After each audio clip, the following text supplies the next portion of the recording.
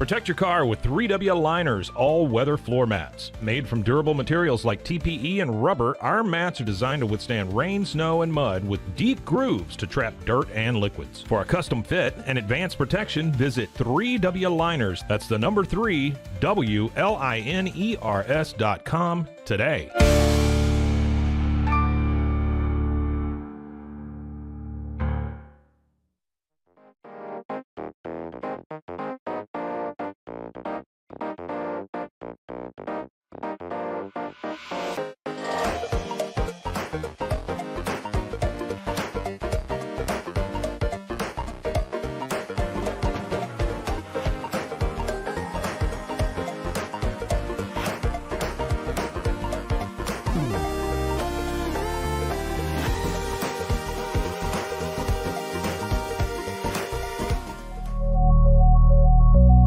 At Acasis, innovation drives us. Since 2008, we've been creating cutting-edge technology products that make your life easier. With a focus on performance, design, and customer service, we're here to help you work smarter, not harder. Join us on our journey to simplify your world. Visit acasis.com today. That's ACASIS.com today.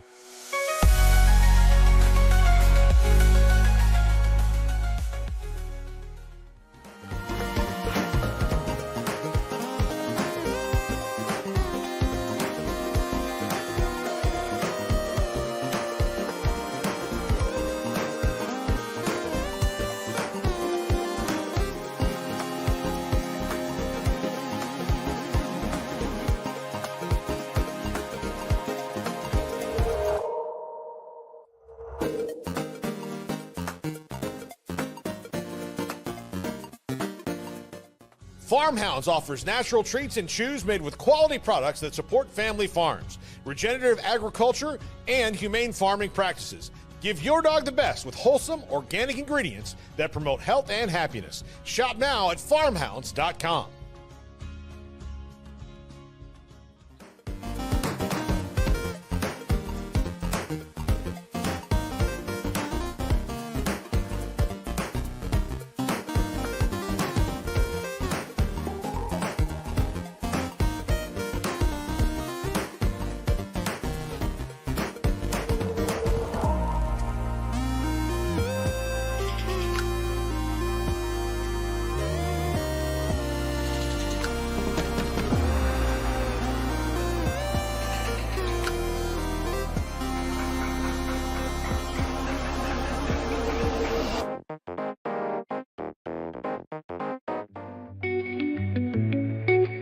Unlock a world of convenience with Maye Box, your one-stop solution for personalized subscription boxes delivered right to your door.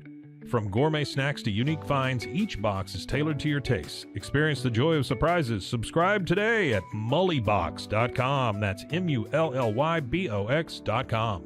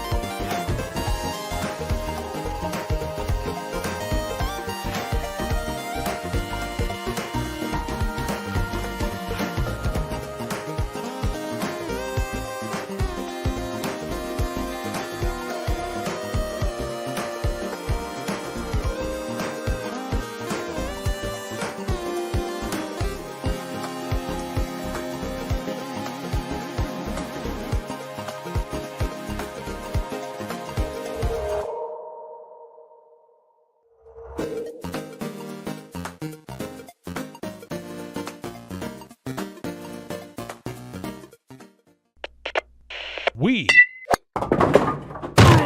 are Rogue Media Sports.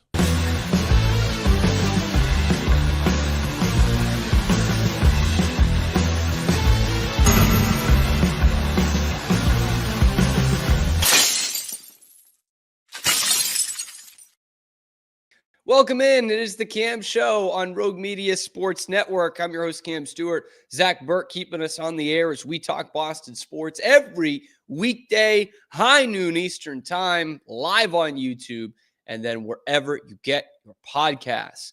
Big Patriots news coming out today. They cut a future team Hall of Famer, but they could be in the mix for a former Super Bowl MVP. Why that would be a huge addition for the team. Celtics lost another NBA Finals preview last night, but there's a bigger issue at hand here with the team that they might be playing. Are we seeing the second coming of James Harden, and is that bad for the NBA at this particular time? Also, Red Sox trailer drop for their new Netflix show, and I'm not going to get too much into that, but the kind of narrative that they're spinning about the Red Sox in Boston in 2025, I think is very incorrect. We'll talk about all that and more coming up on the Cam Show. Starting with the big breaking news of the day for the New England Patriots. They have cut David Andrews, their longtime center, 8-time team captain, 2-time Super Bowl champion.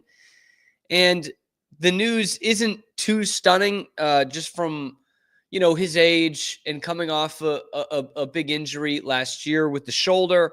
And it looked like that could be the end. But the deeper that you look into it, the more I think I have questions about this move than definitive answers, right? First off, not for nothing. Like, I don't know how well he would have come back from a shoulder injury, but who knows, man? Do you at least give this a go? Do you let the guy go through OTAs and see if he can play a little bit?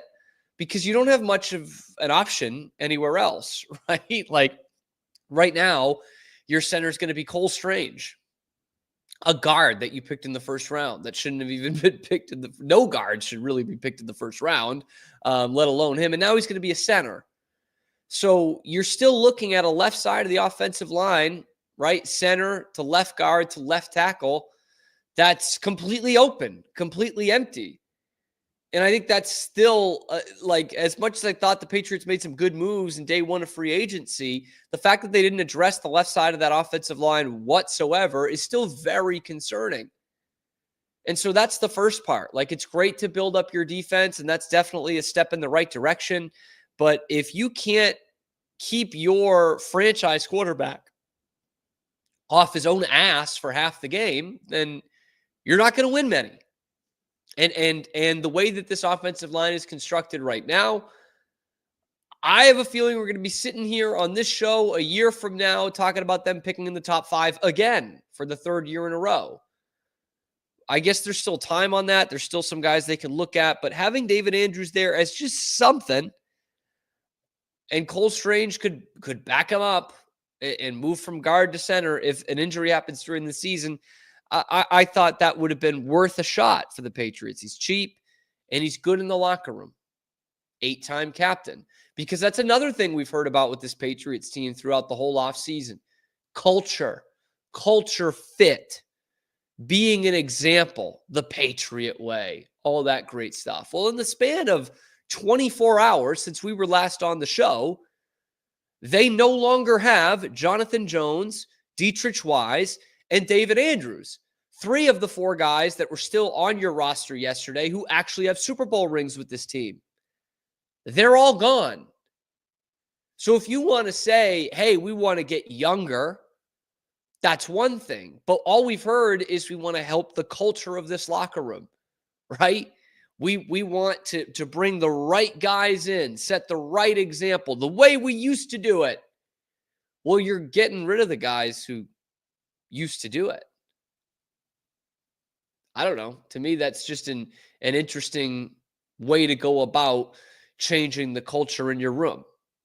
Now, there is the obvious devil's advocate here of, well, yeah, Cam, those guys were there for the Super Bowls, but they were also there the last 2 years when they won a total of 8 games. So maybe they're part of the problem. Maybe. I doubt it. I doubt that David Andrews was a big part of the problem of it falling apart in New England. The same way I doubt that Brad Marchand was the problem with the Bruins after they win 2 games after he was traded. But it just goes to show, it's like, yeah, your locker room presence is only so valuable. is only valuable to a certain point, because there are contenders out there that think that Jonathan Jones and Dietrich Wise can still play. The team that played in the NFC Championship game just scooped up both of them. So they think those guys can still play.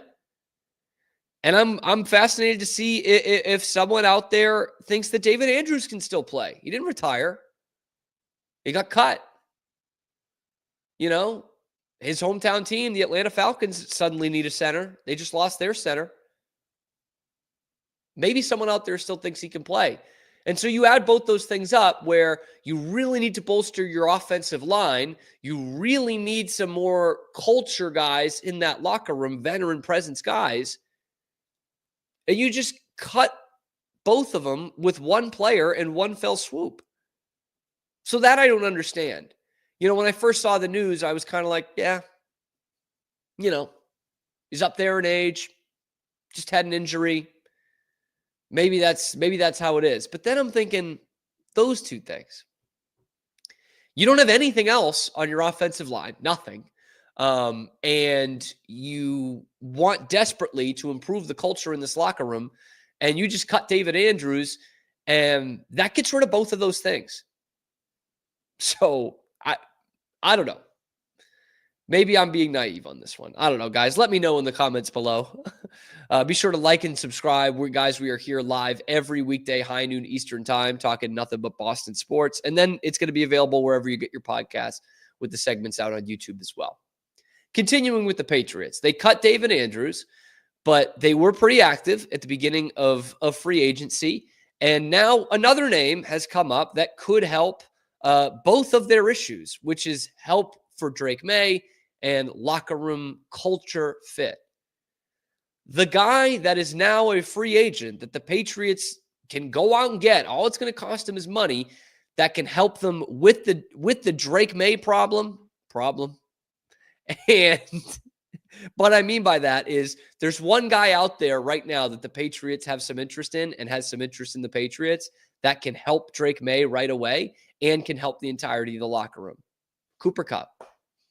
Cooper Kupp cut by the Rams. We thought that would happen. They did not get a trade partner, which I was a little surprised by. And now he's out there on the open market. And apparently there are reports from Andrew Callahan of the Boston Herald that Cooper Kupp has interest in the Patriots. Why? Beats the hell out of me, but he has interest in the Patriots. This to me, as I said last month about this, month and a half ago about Cooper Kupp, this to me is a no-brainer for the Patriots. Slam dunk, no-brainer. You want a guy who can help out Drake Maye? Right there. Former Super Bowl MVP, almost an MVP of the league, couple of all-pros, still has something left in the tank. You want that? Great. You want a guy who can help out with the culture in the locker room? How about a pros pro, Super Bowl champion, Super Bowl MVP? Check, check, check, check, and check. You want to help the position room that's got the biggest ego on the team for some reason? Cooper Kupp helps that out as well. Does he have a lot left on the tires? I wouldn't say a lot, but he's got something left. Does he fit, the going younger model? No, he doesn't. He's going to be 32 by the time you're playing games. But he's productive. And he's got all this experience. He's played with in the best offensive system that this league has. And he can help a young quarterback out. And he can help check the egos in that wide receiver room. No doubt he can. And people, talking about his demise and a down year that he had last year, he would have been tied for the team lead in receptions and comfortably the team leader in receiving yards last year for the Patriots and receiving touchdowns. So for a down year for Cooper Kupp last year would have him tied or in the lead for the Patriots in receptions, receiving yards, and touchdowns. Like, that's a no-brainer. That is an absolute no-brainer to go after him. And you'll probably have to pay a little bit more than the other teams who are interested, and we don't exactly know who those teams are yet. Packers seem to be one of them. Like, you are going to have to pay a little bit more, but that's what it's going to be. And if I'm the Patriots, I'd go 20 million for him, his last contract. Go 20 million short term, 2 years. In a heartbeat, I would do that. The Patriots need a guy who can not only help that locker room, but can get open on third down. Cooper Kupp gets open on third down. And by the way, his performance against the Patriots last year would have been the best by a Patriots receiver in a single game in all of them, except for what Kayshon Boutte put up in week 18, game 17 against the Bills, a game that everyone wanted them to lose. So that wasn't even a valuable game for the Patriots that he went and did that, because that was the only 100-yard receiving game that a Patriot had all season long. Cooper Kupp in the game in New England last year, 6 catches for 106, 2 touchdowns. So if anyone can tell you that he can still play, it's Bob Kraft, who was sitting up there in the suite on the little, cushion seat. He can tell you he'll still play. He'll dish out some money. Elliott Wolf, he probably watched that game too, although we never know. I think he can tell you that Cooper Kupp can still play. To me, that is a slam dunk, no-brainer for the New England Patriots. And again, the money thing, I thought his last contract was fine at $20 million. I'm surprised nobody traded for it, to be totally honest with you. But the problem with the Patriots is looking at the other side of it. Why does Cooper Kupp have interest in the New England Patriots? Because I can guarantee you, man, I don't know exactly what teams are in on him other than the Packers, but there's going to be interest from contenders. In fact, I think Kansas City, the ultimate contender, should have some interest in him too. Buffalo should probably have some interest, right? These are all teams that are playing for, a chance to play in the Super Bowl. Super Bowl contenders that all need some help at wide receiver. And Cooper Kupp brings all of those great things. He brings a veteran presence. He brings a great work ethic that everyone's raved about. And he brings all-pro, almost MVP seasons and a Super Bowl ring. Who wouldn't want them on their team? So why would Cooper Kupp come to Foxborough? Like, the guys played in LA for years. So first off, selling him on the cold is going to be probably pretty tough. Although he did play at Eastern Washington. He's from Yakima, so it's chilly. So it's going to be a little tough to sell him on the cold at this point in his career. But if you're going to, wouldn't you feel better about selling him on the cold if you're the Buffalo Bills or the Green Bay Packers or the Kansas City Chiefs? I probably would. Baltimore? Probably. Why does he want to come and help out the Patriots? I'll take any excuse that he has, but why? Why would he want to come here? So he can teach Kayshon Boutte how to play in this league? So he can teach Jalen Polk to grow up and grow a sack? Why? Why would he want to do that? That's, I think, the biggest concern for anyone that the Patriots are interested in. Milton Williams, pretty easy to see why he wants to play here. They're going to give him $26 million a year. And like Cooper Kupp might be north of $20 million, but I think someone else might pony that up. I really do. And the other thing with Cooper Kupp and really any of these veterans that you're going for in free agency, the big question for him would have to be, am I going to be around to see the fruits of our labor paying off? The Patriots are not going to be good next year. And if they are good the year after that, it's probably not Super Bowl contention good. So then wham, bam, Cooper Kupp at that point's 35 years old. He's probably not playing many more snaps in this league anymore. And he hasn't gotten any closer to that second Super Bowl, really. So you got to wonder that about all these veteran guys. Yeah, it's great. We're building something here. They've got the young quarterback. They got the no-nonsense coach. We're building something. But it's like the construction worker who's building the Empire State Building but isn't alive to see it finished. Like, what's the point? You're not going to get the payoff from that. So I do wonder where this Cooper Kupp interest is coming from. Why it is serious Cooper Kupp interest. But apparently, Mike Vrabel, when he talks about the culture that he wants in this room, they're looking for guys from the outside. And to some degree, obviously, we can understand that, right? Because the guys who are inside have won 8 games in the last 2 years and have been picking in the top 5 for both of them.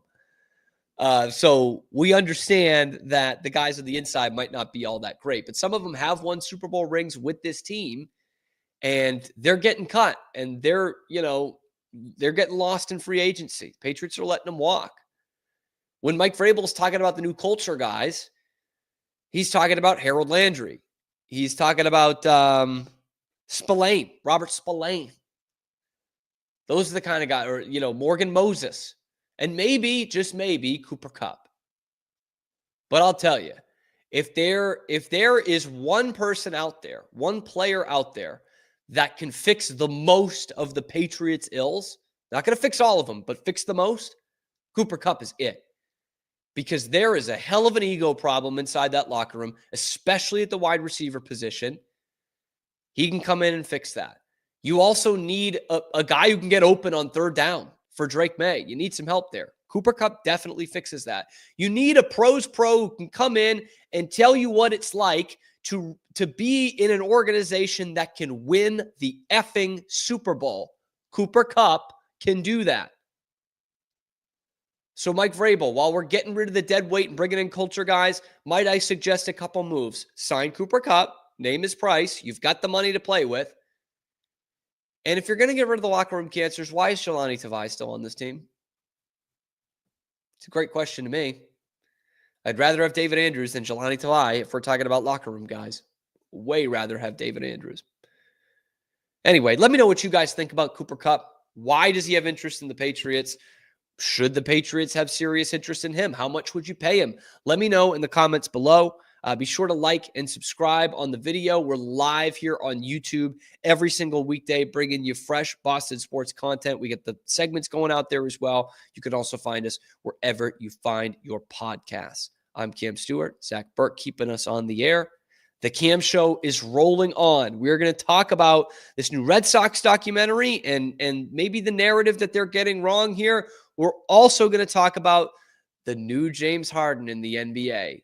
Get ready to wash your eyes out with soap watching this guy deep in the NBA playoffs. Let's talk about it next on The Cam Show.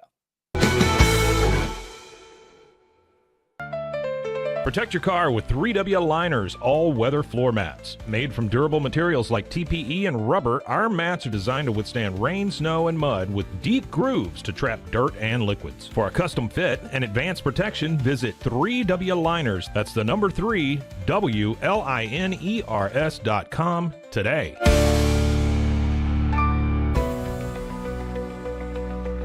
At 25 Home, our ultimate goal is to provide you with a transformative experience, making each day feel like it has an extra hour. We believe your home is more than just a space, it's a sanctuary where comfort, relaxation, and happiness thrive. Discover the difference at 25 Home today. Shop now at 25home.com. I need to get real excited. Sure. Okay. Hello everyone, my name is Sheridan Vasquez. And this is Sheridan Soundcheck Sessions. And I will be interviewing some of your favorite musicians and maybe some you've never heard before. Join me on Sheridan Soundcheck Sessions for something new every time. You can find Sheridan Soundcheck Sessions anywhere you get your podcasts or at roguemediamusic.com. Yeehaw. And keep the music playing. There you go. Yeah. That's all we need. Yeah.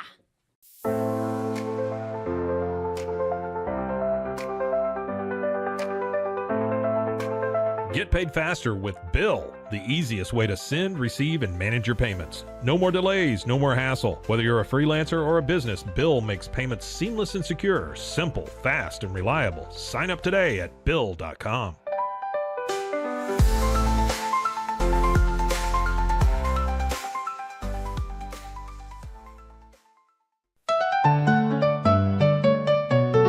Want to turn your passion into profit? With Blogify, creating a blog has never been easier. Build, customize, and grow your site with powerful tools designed for beginners and pros alike. Start sharing your story today and watch your audience grow with Blogify. Visit blogify.ai today for a free 3-day trial. That's Blogify, blogify.ai today.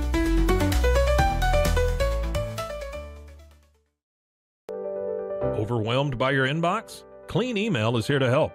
Organize, clean, and manage your emails with powerful automation tools. Say goodbye to spam and clutter and enjoy a stress-free inbox. Try Clean Email today at cleanemail.com. That's CLEAN email.com. Stay connected no matter where you are with eSIM-X. Say goodbye to expensive roaming charges and physical SIM cards. With access to over 200 global carriers, we make mobile connectivity seamless and affordable for travelers worldwide. Join the future of communication today at esimx.com. That's ESIMX.com. Farmhounds offers natural treats and chews made with quality products that support family farms, regenerative agriculture, and humane farming practices. Give your dog the best with wholesome, organic ingredients that promote health and happiness. Shop now at farmhounds.com.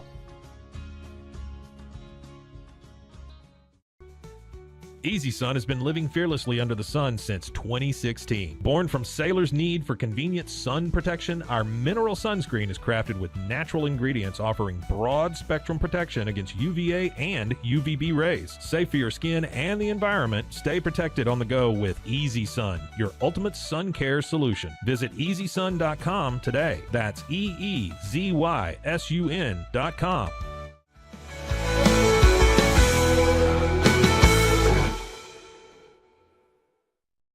Welcome back to the Cam Show, Rogue Media Sports Network. I'm Cam Stewart. Zach Burke keeping us on the air, as he always does, every weekday, high noon Eastern time. There we go. Live on YouTube. And then, guess what? Wherever you get your podcasts as well. It was the second time in a week that the Celtics had an NBA Finals preview. Saturday, it was against the Lakers.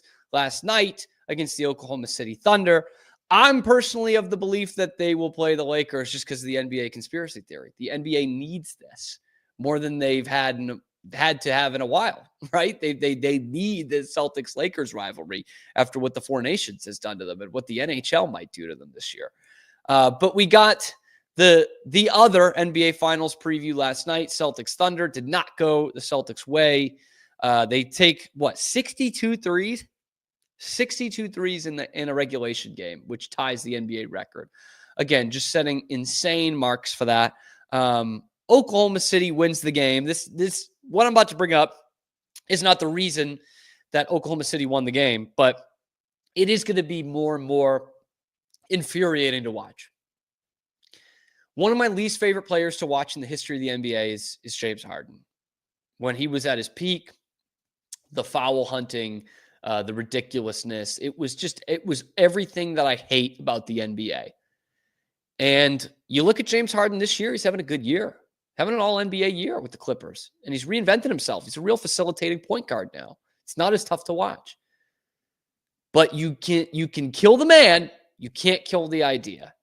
Because James Harden 2.0 is amongst us. Shai Gilgeous-Alexander of the Oklahoma City Thunder, who's probably going to win the MVP award this year, just like James Harden did back in the day, is awful to watch. Like, I'm sorry. I know the kid is very talented, which makes it all the more frustrating. Like, that's what sucked about watching James Harden, is you knew he was very talented and was one of the great ISO scorers ever. And you don't need to foul hunt the entire time.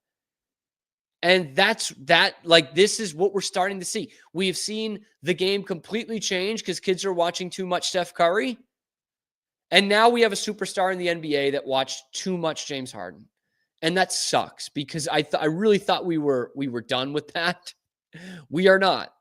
And you saw it in this game last night. Shai Gilgeous-Alexander just throwing an elbow into a guy and throwing it up and gets to the goddamn free throw line every time. I mean, it was 34-9 in terms of free throw discrepancy for the Thunder in a game in Boston, by the way. And like that in and of itself is a wild number. You want to tell me it's because the Celtics shot 62 threes? Okay, maybe it's a little bit closer in a gap because of that. The Celtics won't be drawing many fouls if they're shooting that many threes, but 34-9 in free throws is a hell of a lot. It's a big difference. And in the fourth quarter, it was 18-3 in free throws. The Celtics lost this game in other ways outside of the refs, but it's part of a bigger issue. Oklahoma City is young and really talented. And they should be a very fun team to watch. And I'm sure in some nights they are. But this SGA stuff, that's bullshit, man. That's not basketball. I said it when James Harden was doing it. I'll say it again when SGA does it. That's the reason right there, one of the major reasons why the NBA ratings are down. Like, seriously, I think part of it is because half the league is tanking. Maybe more than half the league is tanking. That's part of it. And some will say, well, it's because the Celtics jack up 62 threes in a regulation game. Fine. Then we can agree that NBA Finals preview last night, Shai Gilgeous-Alexander and the Oklahoma City Thunder versus Jason Tatum and the Boston Celtics, that game epitomized a lot of what's wrong with the NBA right now. And why people just don't want to watch, man. Like, why am I like making appointment television on, Wednesday night, big ESPN game to see that, to see the Thunder shoot 18 free throws in the fourth quarter? Like, what? Who wants to watch that? Who wants to watch Shai Gilgeous-Alexander go 10 of 11 from the free throw line? Shoots 10 free throws every game, man. It's like, dude, I get it. Points are points. And he scores over 30 a game, right? And he shoots pretty damn well. But to me, that's boring ass basketball. And then you guys saw the pictures. They flashed SGA's terrible logo on the Garden after the game. It's like, really? Because you won a game on March 12th? Get out of the second round, guys. You got worked in the second round by a team we worked in the finals. So, call me a hater, but fucking win something before you start flashing your logo on the arena. Oh, nice. You went 10 of 11 from the free throw line. You won a game before St. Patrick's Day. Congrats. To me, that's just that's where the NBA kind of loses the plot a little bit. And yet it's celebrating. It's like, oh, this cold as hell. Dude put his logo up there like the Batman signal. It's like, yeah, but he hasn't even made the conference finals. I don't know. And if they're going to get back to the NBA final or get to the NBA finals, like a lot of people think they will, they're going to have to be officiated differently than what all the other teams are in the playoffs. Because we see it, playoffs every year. The game gets tighter. It's officiated more loosely. You get away with a little bit more than you usually do in the regular season. And that's not going to favor the Thunder. You're not going to get these hand check fouls. And we already see that they're being ref differently, or the Celtics are being ref differently. Because I watched Shai Gilgeous-Alexander go down and, initiate contact, flail his body.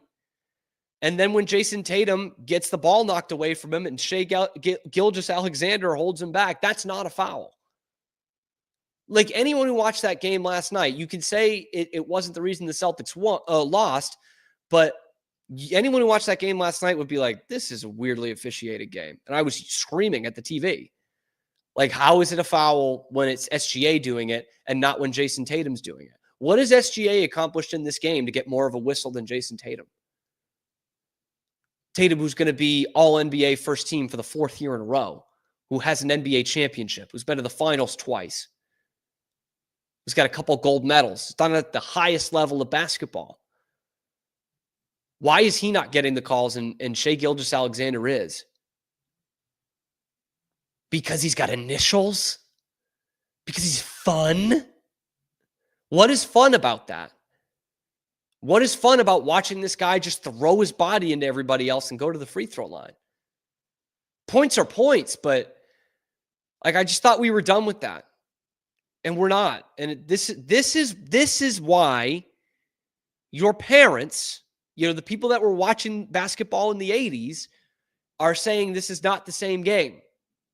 And they're right. And whether you agree or whether you think it's less entertaining or not, that's a different thing, but it's not the same game. It's not the same game I grew up with 15 years ago.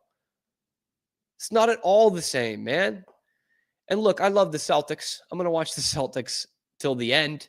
I don't watch really any other NBA outside of the Celtics. I'll listen to Simmons talk about it, but this is the kind of shit that it's like, are we going to get this for a whole final series? Because that would just be horrible for the NBA.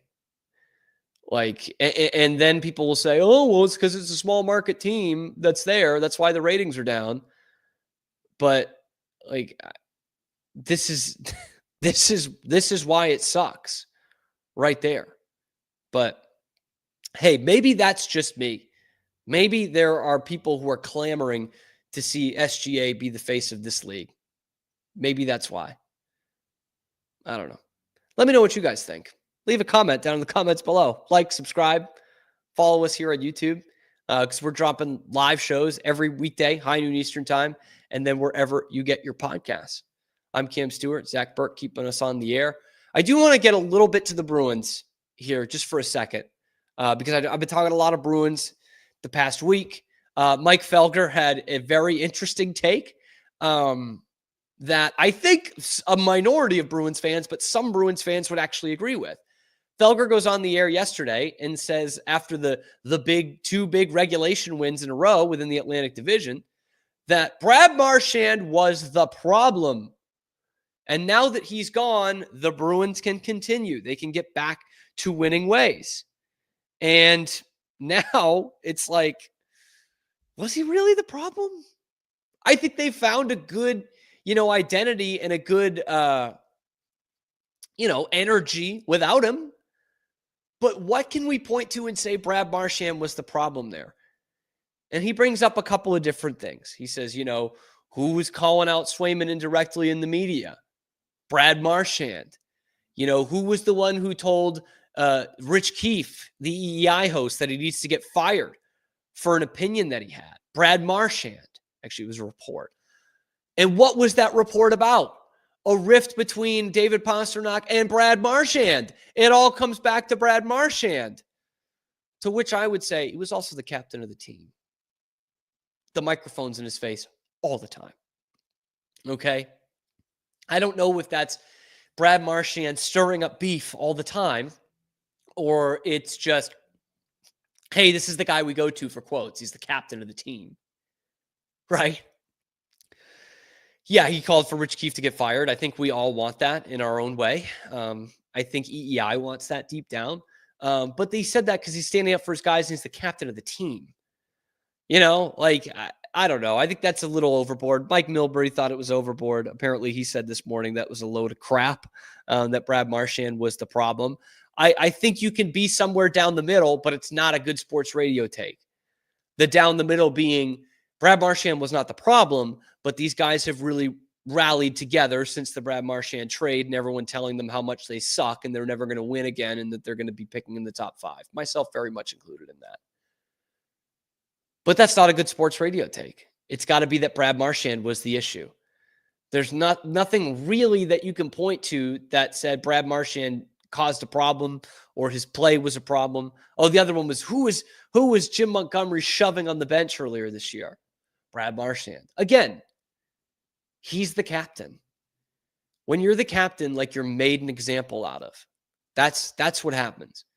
And I think it was just unfortunate that this team had a bad roster of guys who weren't very good and were also coasting and didn't have any accountability on the team. Brad Marchand can't scratch guys. He can't trade them. He can yell at them and he can set a good example, which he probably did. But this team was kind of doomed from the beginning, I would say. Anyway, I don't think he was the biggest issue on the team. I don't think they've won a couple now because he's out the door. The new Netflix series is set to drop in a couple weeks. They've dropped a new trailer, A Season with the Red Sox, in which they finish 81-81. Boy, is that going to get people on board. But the way they're portraying this Red Sox team, I think, is a flat-out lie. We're going to tell you about it next on The Cam Show. Are you ready to take control of your health? At 4U Health, we believe wellness and lab testing should be accessible, inclusive, and yes, fun. With our tech-powered at-home lab test, you save time and money while feeling your best. Say goodbye to long waits and office visits. Check your health on your own terms with 4U Health. Visit 4uhealth.com today and free yourself from traditional medicine. That's the number 4uhealth.com. Get ready for epic savings at Best Buy. Right now, you can save up to $700 on select Alienware and Dell gaming products. Perfect for leveling up your gaming experience. Plus, grab the latest Android Google Pixel at an unbeatable price. Don't miss these incredible deals. Shop now at bestbuy.com and upgrade your tech today. At Fullwell, we bring together the expertise of registered dietitians, MDs, and OBGYNs to give you the best fertility support. Our research-backed bioavailable formulas are crafted with your health in mind, ensuring the highest quality and safety. From preconception to pregnancy and beyond, we exceed industry standards with independent testing for harmful contaminants. With our comprehensive practitioner directory, personalized care is always within reach. Fullwell, your trusted partner on your fertility journey. Visit us at fullwellfertility.com. Experience the perfect blend of exquisite craftsmanship and life-changing technology with Gevi. Every product is built with precision, featuring specialized parts that ensure durability, efficiency, and safety. We put every machine through 6,000 rigorous tests to guarantee long-lasting performance. With cutting-edge technology and a commitment to energy efficiency, Gevi makes your life easier, greener, and more convenient. Upgrade your everyday with Gevi. Visit us at gevi.com to discover more. That's gevi.com. Have you ever watched true crime television and wondered, how did they get that story? I can show you. I was a producer for 48 Hours on CBS News. In my exclusive tell-all book, I'll take you where no audience has ever gone before. Don't miss out. Secure your copy of Killer Story, The Truth Behind True Crime Television today. Available everywhere books are sold. With San, owning iconic furniture no longer requires paying a premium. We use the finest materials like Italian top-grain leather, known for its durability and luxurious feel, and apply meticulous attention to detail in every piece we create. Our replicas are crafted with the same care and precision as the originals, but at a price that makes them accessible. With over 15,000 satisfied customers worldwide, we've proven that high-quality furniture doesn't have to come with a high price tag. Explore our collection today at san.com. At Covers & All, we've revolutionized protective solutions with cutting-edge, customizable covers, tarps, and curtains. Using advanced tech fabrics that are 100% waterproof, UV tear, and abrasion-resistant, we ensure lasting durability with hand-sewn double-stitch seams. Our commitment to quality, precision engineering, and customizable options is unmatched. With vertically integrated operations and express shipping, we deliver premier protection at affordable prices. Visit coversandall.com today for the perfect fit, guaranteed to last. We haven't been looking for you. Wake up. Hellhound Country, available anywhere you get your podcasts. Protect your online privacy with NordVPN. Browse securely, access content from anywhere, and keep your data safe with military-grade encryption. Whether at home or on the go, NordVPN ensures your digital freedom. Stay secure. Download NordVPN today at nordvpn.com. That's NORDVPN.com.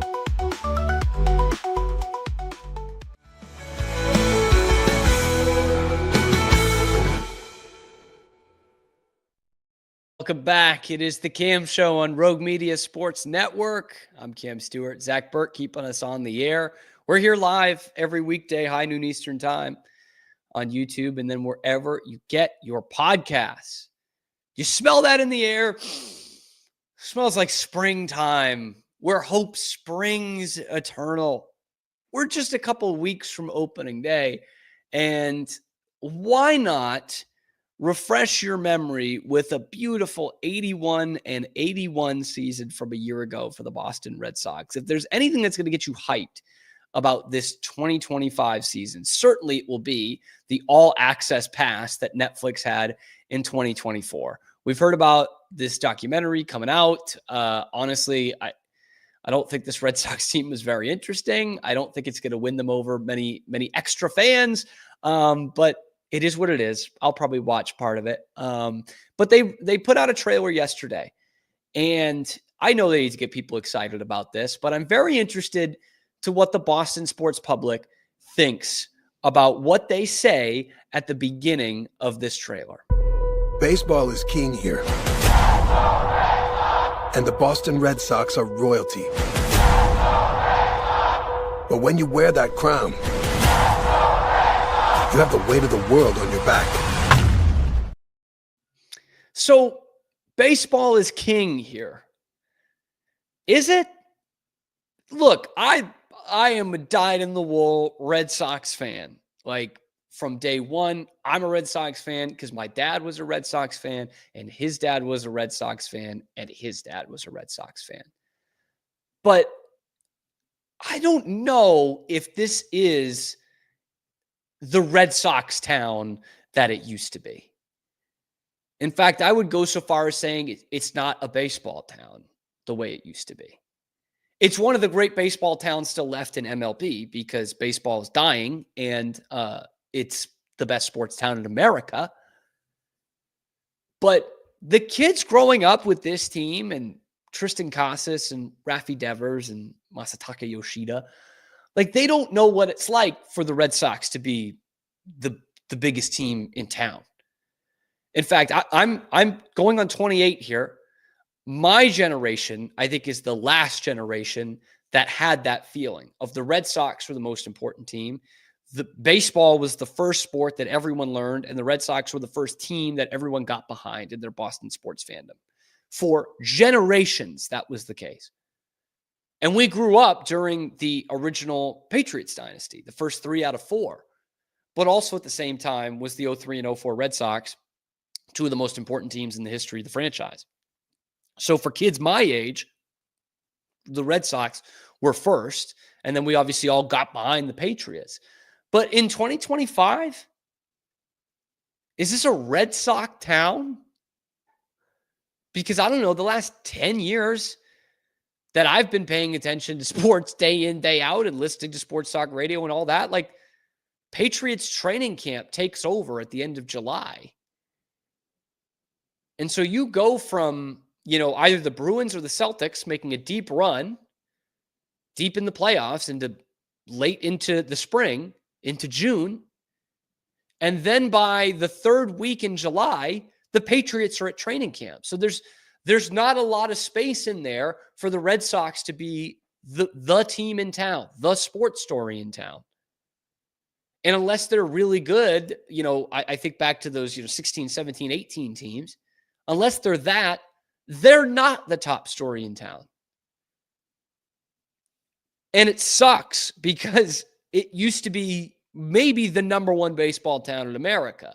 And again, I still have it in the top 3 or 5, but the Red Sox do not mean to this town what they used to mean. And you can debate on who's number 1. Obviously, it was the Patriots for a long time. Maybe you can argue it's the Celtics. I still think it's the Patriots and what people are talking about day in, day out. But it ain't the Red Sox. And we've had a big media blitz over the last couple of years of Boston sports things. The Patriots, Tom Brady's 10-part thing, the Dynasty 8-part thing, the Red Sox 04 Netflix thing that came out in the fall, which was pretty good. It's almost like and now we've got the Celtic City, the 9-part series on HBO. It's almost like we're trying to resurrect, like, yeah, man, we used to be competing for championships in all 4 sports not all that long ago. But now, remember how great it was? Remember how awesome we were? And this feels like the same thing with the Red Sox, like trying to get this juice back into the box that left 15 years ago. And that is the juice of, we watch this team every single day. We analyze what they're doing every single day. It's pessimistic. It's guilty until proven innocent, which it was for so long before their dynasty, really, the 4 championships. So I just think it's a little misleading that Netflix is like, these guys are the biggest names in town. It's like they're not anymore. You know, at his peak, Kevin Millar was a bigger celebrity in Boston than Tristan Casas is right now.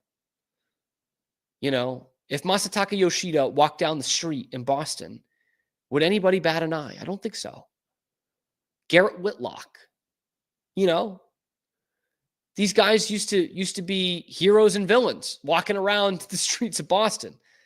And every game was something of an event, you know? I mean, when I was growing up, going to games, you couldn't buy a ticket, man. They obviously had that sellout streak that lasted for years.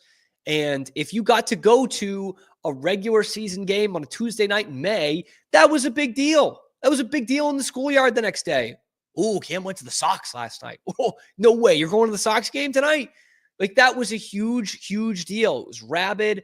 It was fun. It was an event every time you went to the old ball yard. And now when I go, I still love it because I'm a huge baseball fan. I'm a huge Red Sox fan. But you've kind of lost the battle in that sense. It's not an event anymore. It's for tourists.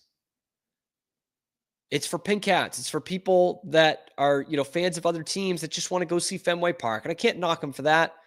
I'm going to go to Wrigley Field a bunch this year because I have the option to. But it's just not the rabid baseball fan base it used to be. In the 2001, so February of 2002, the Patriots' first Super Bowl parade, they just had this miraculous team in 01. Brady lift them up by the bootstraps, a couple of dramatic wins in the Snow Bowl and then the Super Bowl and beating the Rams, one of the great unexpected championships in the history of sports. And in that Super Bowl parade, there was 1 million people out there on the streets. And when they're at City Hall, a Yankees suck chant broke out. That doesn't happen anymore. That's not what this town is about anymore. And so you're going to see this documentary and they're going to pose it like that. But I just want you to know that we need to get better to be that baseball town again. And I'll end with this. The seeds are there for this to become a really good baseball town again, like a top-tier baseball town again, for them to become the most important team in town again. The seeds are sprinkling and they're there. It will never be the same way it was before 2004. Because that's a totally different identity of chasing a championship, that this elusive thing, the lovable losers, no matter what you would do, you would always come up short. That's a different kind of identity. But they've got a good team. It looks like they could make the playoffs this year. The Yankees are wounded, but they're not necessarily going anywhere over the next couple seasons. You could reignite a rivalry with them for supremacy in the AL East. There are guys that could be villains on the other side. You know, Garrett Cole, Giancarlo Stanton, Aaron Judge. Like, these guys can be something of enemies on the other side of things. And the Bruins are about to rebuild. The Patriots are well in rebuild mode, and who knows what they're going to give you. And the Celtics are a championship team, but so they were in the 80s as well, and the Red Sox were the biggest team in town. So the seeds are there for the Red Sox to become that team again within this city that they're describing in the Netflix documentary. And it feels like, with the way that a lot of Red Sox fans are consuming this stuff, that they want it to be that team again. But there's too many people who have gone from pretty good fans to not knowing who's on the team anymore. There's just too much of that. And there's too much of a pink hat crowd at Fenway for it to be the number one team in the city anymore. Maybe that's just my 2 cents. Let me know what you guys think down in the comments below. Be sure to like and subscribe. Helps out the channel a ton. We're live here every weekday, high noon Eastern time on YouTube, and then wherever you get your podcasts. I'm Cam Stewart, the host. We're not done just yet. Zach Burke, I'd like to bring you in here, because at some point I have to let my producer talk. I have to. He's like a dog. I give him some food every day. I give him some pets, and I allow him to put himself on the screen and talk on the microphone. Pets, huh? That's a new one. I had to make sure that I had the headphones right so that I didn't echo back to you. So it took me a bit. You nailed it. You nailed it, man. Look at you that. got it. I can do semi-tough things sometimes. Yeah. How about baseball, huh? Can't wait. Yeah. But I did want to ask you about James Harden. Okay. Because you're James Harden guy. I am, and I heard you Would you go like to off push on back SGA. on that? I'll allow you to push back on it. I won't fire you. Okay. If I had that power. On like how good, like James. So, are you wanting me to push back on SGA being the next James Harden? Or are you wanting me to push back on? We'll do a little bit of both here. All right, I'll tee it up for you. So, you are a big Rockets fan. I am, and you love James Harden when he was playing for them. What about now? But when he's playing for them, was there ever a point, because he was your guy, was there ever a point where it was like, fuck, man, can he just stop foul baiting? Like, this sucks. Did that ever cross your mind? Because I don't know if it would if it were my guy. I don't know. Yeah, yes, but I would also argue that when it's your guy, you don't necessarily always. Okay, so you can see the foul baiting, but sometimes some of it, when you drink the red and white Kool-Aid or whatever your team colors is, I don't feel like you see it as much as other fan bases do when it happens, because sometimes some of it is that's your guy, that's your team, so you're just going to go into it a bit. But I don't like that style of play in general of where, like, yes, the thing that always frustrates me that he would do so much is, like, obviously you jump in to try to make contact for the shot to get fouled, but he would like jump in so flagrantly. Like, nobody shoots a three up and out, like towards somebody. Like, I've never seen somebody lunge outward that way when they take a shot, but he would jump at an angle to like hit somebody. And like, you knew what he was doing, and it benefited you, or at least as a Rockets fan. So you're kind of like, just, okay.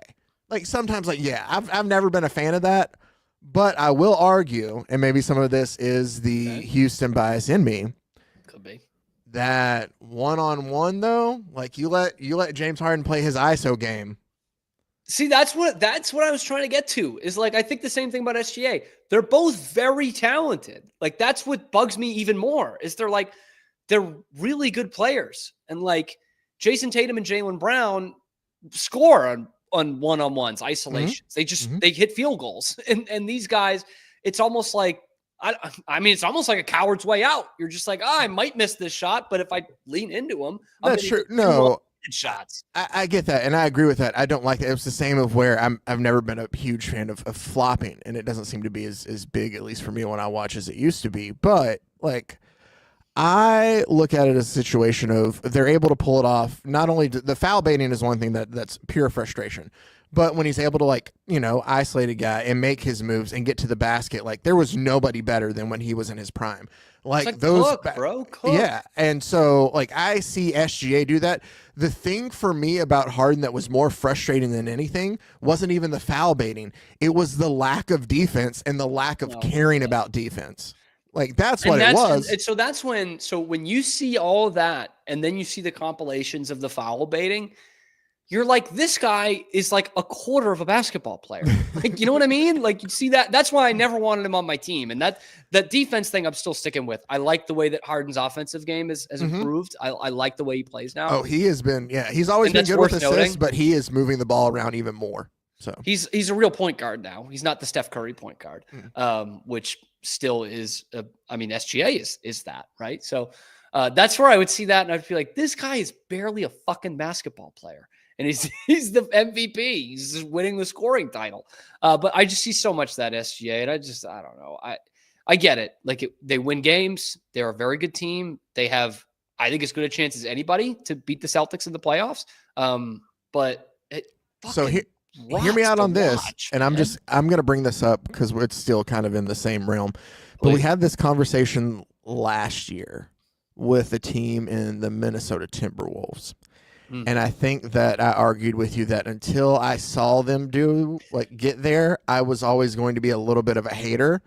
And like, I think you said this in the conference finals. I think that's where I had opposition to it. I'm like, they're there, Zach. But yes, that's true. But still, like, they they didn't show up for those conference finals. Correct. But yeah. it does take a lot. I can't say anything. Even the best Rockets teams with James Harden leading him, an MVP James Harden, all they could do was get to the conference finals as well. Took it to a game 7, but couldn't get past it.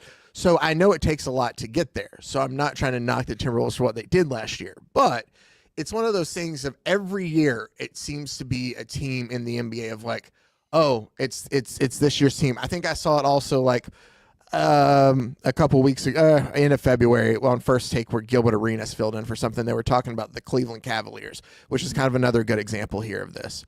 Is they're a really good team, but are they good enough to win it all? At Oklahoma City Thunder team is a very young team that has not, to me, been tested really. I mean, yeah, sure, they have the game against the Celtics this week, but like in the playoffs, what diversity? Yeah, what adversity have they had to face? I don't think really they haven't been tested like some of these other teams that are in there. A team like the Lakers, who has somebody like LeBron James, who's played through every single possibility you could run across, or a team in the Celtics who have just been through the whole thing last year. And to think about the time and Celtics time too, again. it's like, at this point, like this Thunder team is so young, and the Celtics team was a little bit different, and they were young and promising, and they weren't quite as good as this Thunder team is now. But it took years. Mm-hmm. It took Tatum 7 years to get there, 6 years to get to the championship, 4 or 5 years to get to the final. Like, it takes some lumps and some bruises, man. Yeah. And who knows? I mean, Dallas was a bruise last year. Maybe that's the one that they need to face. But I know that they're the second best team in the NBA, because I think the Cavs still hold the mark by like one less loss. But I don't feel like it's that like far of a branch for me to go out on to say that I like solid team, a lot of young and up and coming players on that Oklahoma City team, and they could very well turn into something great. SGA, as you talked about, could win the MVP this year, and I think there's a very good chance that he will. Yeah.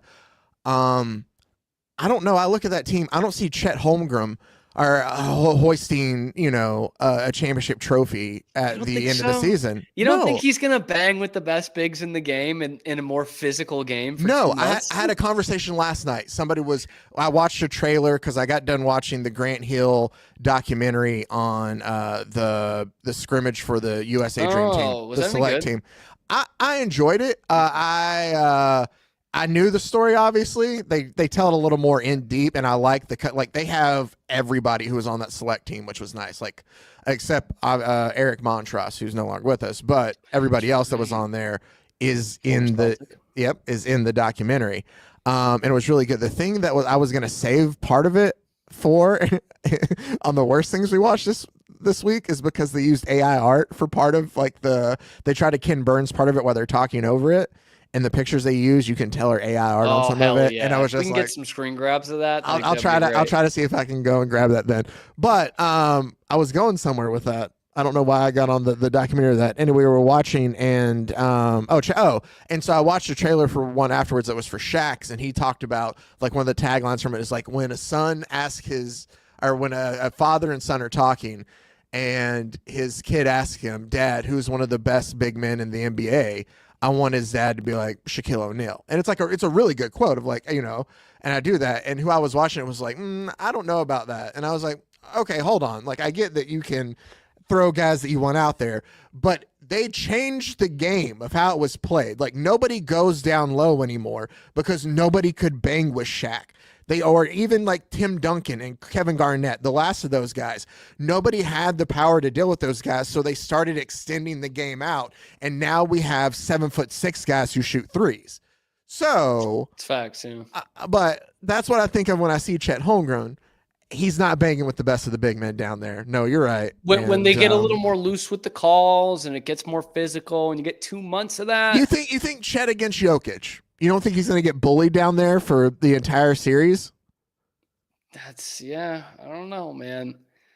Maybe you can ask the same question about Porzingis. He didn't play for 2 months of it or a month and a half of it last year. Maybe you could say the same thing. I think they're a little bit different, but I think Porzingis has a little more physicality to his game. I think so too. Yeah, I definitely think he's more physical than Chet. But anyway, thanks, Zach. No problem.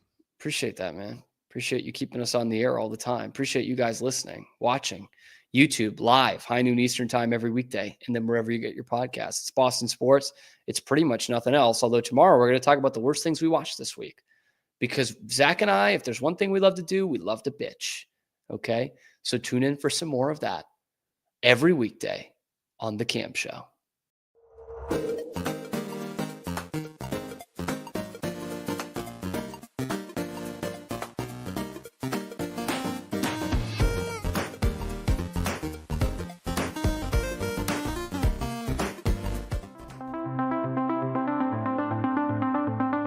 Transform your workspace with Hanomi Ergonomics. From adjustable chairs to standing desks, we provide solutions for comfort and productivity, whether at home or in the office. Improve your posture, reduce strain, and work smarter. Visit us at hanomi.co today. That's HINOMI.co today.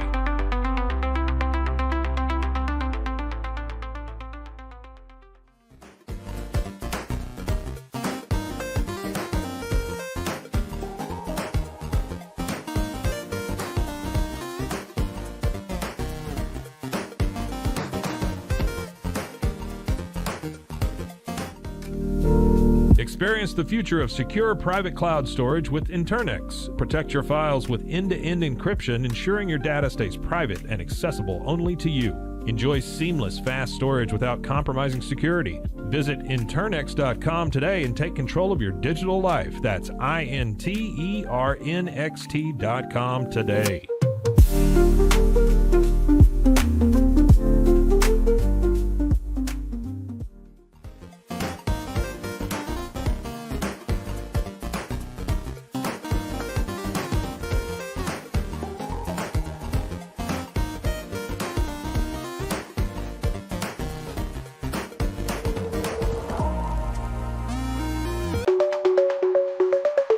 Protect your online privacy with NordVPN. Browse securely, access content from anywhere, and keep your data safe with military-grade encryption.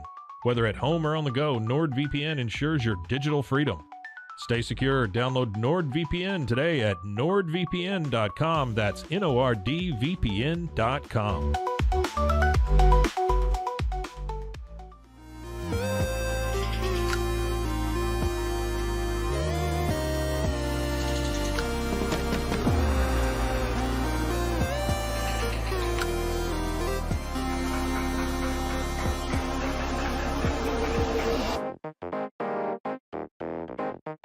Sains, we understand that maintaining a healthy lifestyle can be challenging, especially in today's fast-paced world. That's why our mission is to make fitness accessible to everyone, anywhere. Committed to excellence, we adopt a user-centric approach guided by ergonomics and medical science. With a team of seasoned professionals in R&D, design, and manufacturing, we prioritize quality across our entire product line. Visit twosains.com today and start your journey to better health. That's TOUSAINS.com.